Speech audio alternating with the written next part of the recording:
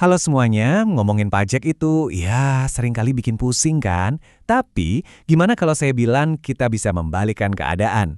Membuat pajak justru jadi teman bisnis Anda, bukan malah jadi beban. Nah, di sini kita akan bongkar bareng-bareng seluk-beluk PPh pasal 22, 23, dan 26. Kita akan lihat gimana caranya mengubah kewajiban ini jadi sebuah strategi yang cerdas. Oke, kita mulai dengan pertanyaan besar ini. Karena jujur saja, ini inti dari semuanya. Ini bukan lagi soal gimana cara bayar pajak, tapi soal gimana cara merencanakan pajak. Ini soal mengubah mindset, dari yang tadinya cuma sekedar kewajiban, jadi salah satu alat paling kuat untuk menjaga kesehatan finansial bisnis Anda. Baik, sebelum kita masuk ke pasal-pasalnya yang teknis, kita perlu tahu dulu, kenapa ini penting?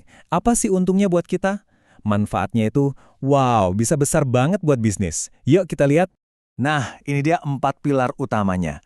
Pertama, jelas ya, hemat kas. Siapa sih yang nggak mau pengeluaran pajaknya lebih efisien? Kedua, cash flow jadi lebih terkelola. Ini penting banget buat nafas perusahaan sehari-hari. Ketiga, kita bisa atur waktu pembayaran. Jadi nggak ada lagi tuh ceritanya modal kerja keganggu cuma gara-gara jadwal bayar pajak.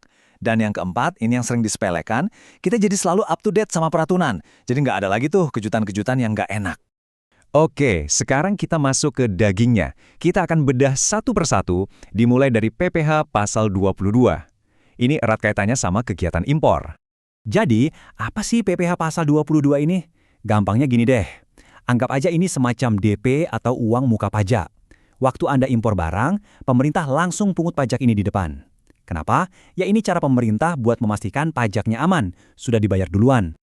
Eits, tapi tunggu dulu. Ternyata nggak semua barang impor itu kena PPh 22 loh, ada pengecualiannya. Misalnya kalau barang itu menurut undang-undang memang nggak kena pajak penghasilan, atau dapat fasilitas bebas bea masuk. Nah ini kuncinya buat Anda. Sebelum impor, cek dulu, barang Anda masuk kategori yang dikecualikan nggak? Ini bisa jadi penghematan besar. Lanjut ya, sekarang kita ke dua pasal yang sering banget bikin bingung. PPh 23 lawan PPh 26. Kelihatannya mirip, tapi beda banget. Memahami bedanya ini, wah krusial banget. Intinya, baik PPh 23 maupun 26 itu sama-sama soal withholding tax atau pajak pemotongan. Jadi, waktu Anda bayar penghasilan tertentu ke pihak lain, kayak dividen, bunga, royalti, atau sewa, Anda harus motong pajaknya dulu. Nah, pertanyaannya, kapan pakai 23 dan kapan pakai 26? Nah, ini dia jawabannya. Sebenarnya simpel banget. Kuncinya cuma satu. Siapa yang terima uangnya? Kalau Anda bayar ke wajib pajak dalam negeri, entah itu orang atau perusahaan Indonesia, Anda potong PPh 23. Tapi kalau Anda bayar ke wajib pajak luar negeri, nah yang berlaku itu PPh 26. Gampang kan? Cuma soal domisili pajaknya saja. Kalau untuk wajib pajak dalam negeri, yang kena PPh 23 itu cukup banyak. Ada penghasilan pasif, kayak dividen, bunga, royalti, terus ada juga sewa, hadiah atau bonus. Dan yang paling sering ditemui di bisnis, pembayaran untuk jasa. Contohnya jasa teknik, jasa manajemen, atau jasa konsultan. Ini semua kena PPh 23. Sekarang kita lihat PPh 26 buat yang di luar negeri. Daftarnya mirip-mirip ya, ada dividen, bunga, royalti, imbalan jasa juga. Tapi ada beberapa tambahan yang khas transaksi internasional, misalnya pembayaran pensiun ke luar negeri atau premi swap. Bahkan keuntungan dari pembebasan utang pun bisa kena. Jadi kalau transaksi sama pihak asing, detail-detail ini penting banget buat diperhatikan. Oke, kita sudah tahu kenapanya dan apanya. Sekarang bagian yang paling ditunggu-tunggu, gimananya. Saya akan kasih 3 strategi praktis yang bisa langsung Anda pikirkan untuk bisnis Anda. Betul sekali, aturan mainnya sudah kita pegang, sekarang saatnya kita mainkan strategi. Yuk kita mulai! Ini dia 3 jurus utama kita. Pertama, kepatuhan pajak. Kedua, pemanfaatan fasilitas. Dan yang ketiga, pemahaman celah hukum atau tax loopholes. Mari kita kupas satu-satu. Strategi pertama ini mungkin kedengarannya membosankan ya, kepatuhan.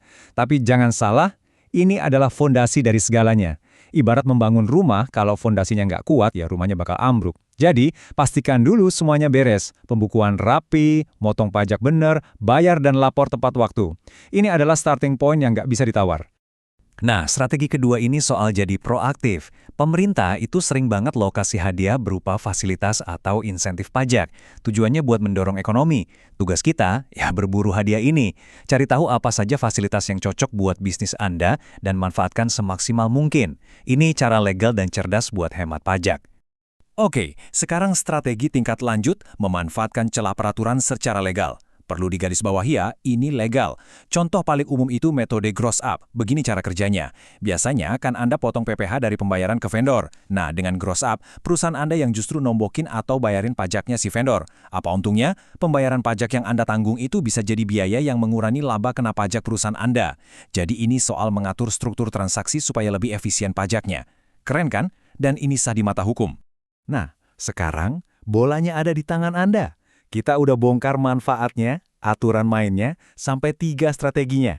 Pertanyaannya sekarang adalah, dari 3 strategi tadi, memastikan kepatuhan, berburu fasilitas, atau mulai mempelajari celah hukum, yang mana yang akan jadi langkah pertama Anda? Coba deh, pikirkan.